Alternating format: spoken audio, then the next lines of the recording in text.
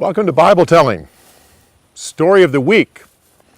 We're continuing through the whole Bible, but we're in the life of David, being chased by Saul. And I don't want to get ahead of myself because that's what today's story is about. Watch it, come back afterwards and I'll talk to you some more. Enjoy the story.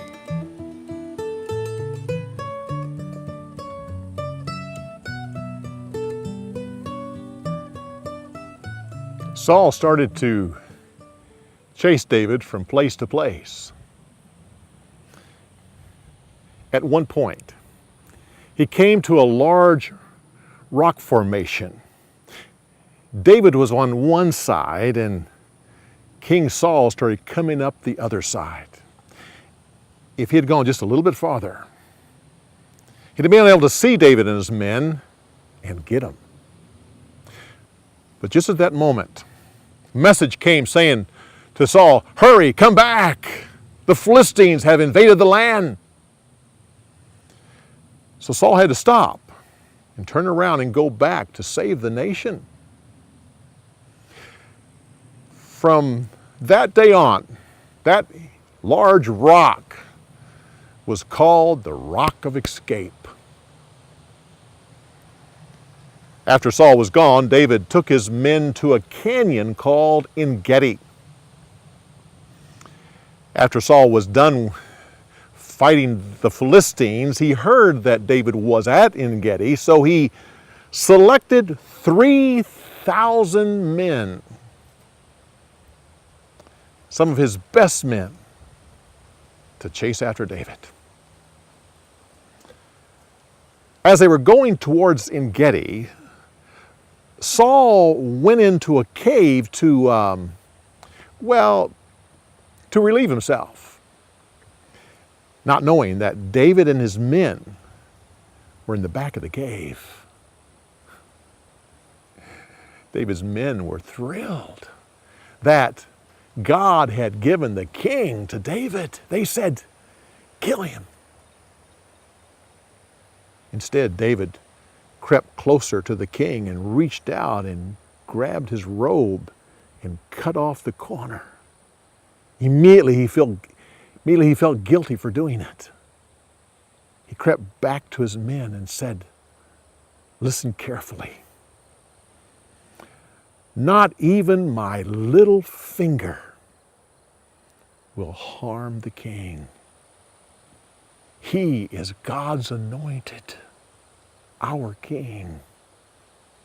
David kept the men back so that Saul could leave the cave peacefully. Once he was gone and walking away, David came out of the cave and yelled, "My lord, the king!" Saul looked back. David was standing there saying, "Who have you been listening to? Who has been telling you that I'm trying to hurt you? Look at the corner of your robe. It's not there because I'm holding it in my hand. The Lord gave me your life when you came into the cave. My men told me to kill you, but I didn't. I didn't because you're my king. You're the Lord's anointed. I would never hurt you. Listen to what I'm saying. I have never sinned against you. And yet you're trying to kill me. I've asked the Lord to judge between us, and I know He will make it right. But I will never hurt you." When Saul heard this, he broke down and cried. He said, "Oh, David, my son, you are more righteous than I. God gave you my life, and yet you didn't kill me. Who has heard of such a thing? Now it's clear.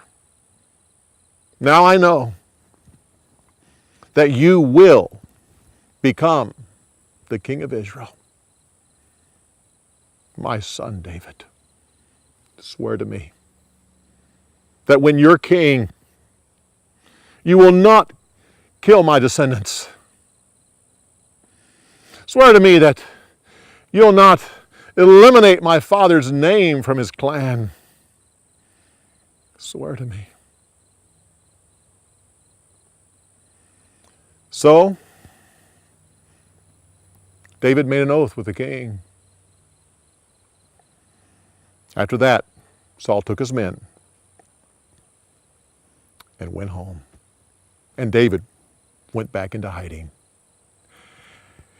It was about that time that the prophet Samuel died. And all the nation mourned his death.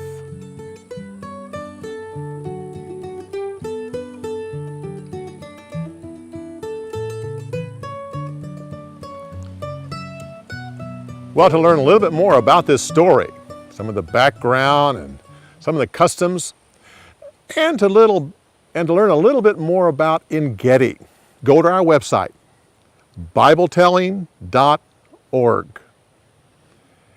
You'll see up on the right-hand side, you'll see a symbol, which is the Story of the Week symbol. Click on that, and it takes you to a page.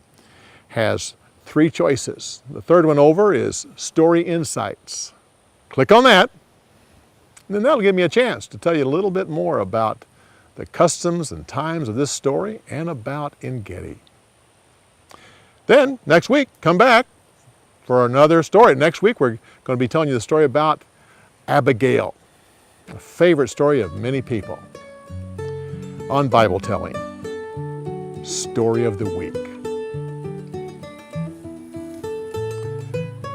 We'll see you next week.